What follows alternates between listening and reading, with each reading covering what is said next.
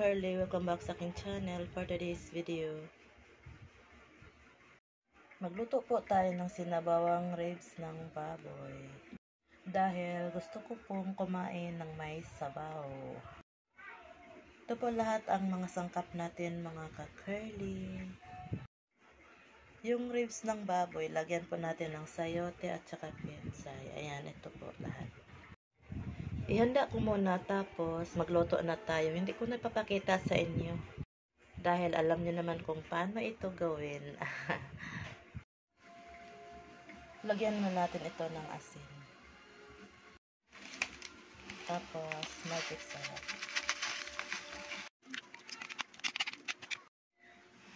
Itabi muna natin habang ihanda natin yung ibang sahog. Ayan, malinis na po.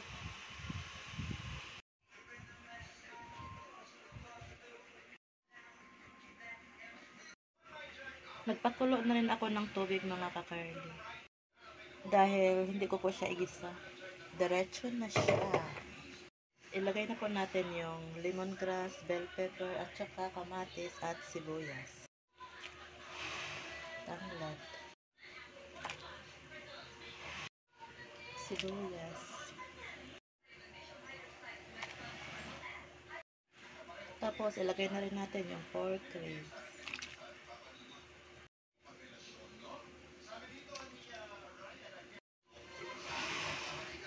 Takpan mo natin.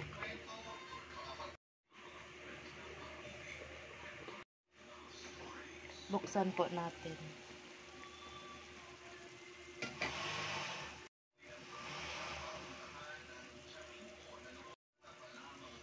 Lagyan po natin ng nor porky.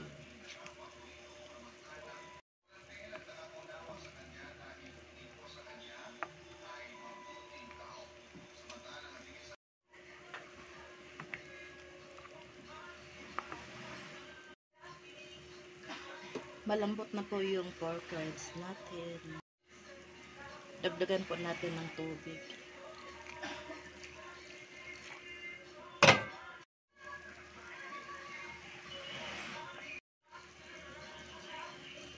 Lagay na po natin ang sayote.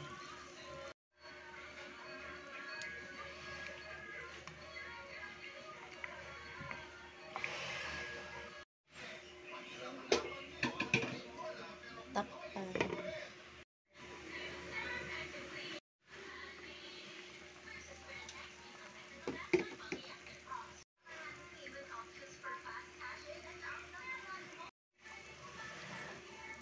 Tikman po natin. Sarap, dagdag na lang tayo ng konting asin. Asin.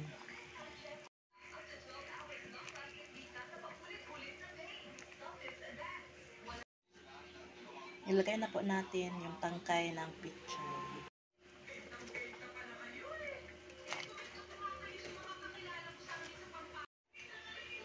Isunod na rin natin ang sili green at saka dahon ng pechay.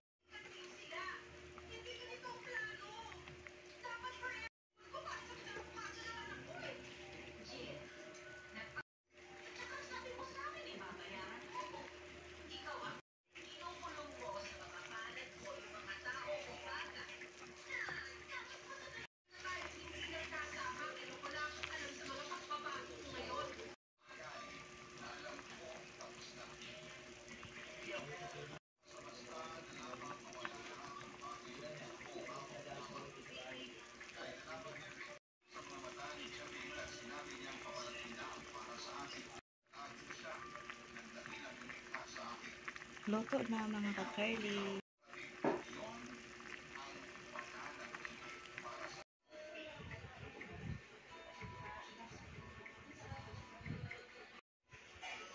Ito na po yung finished product, mga ka-curly. Patis with calamansi. Kain na po tayo.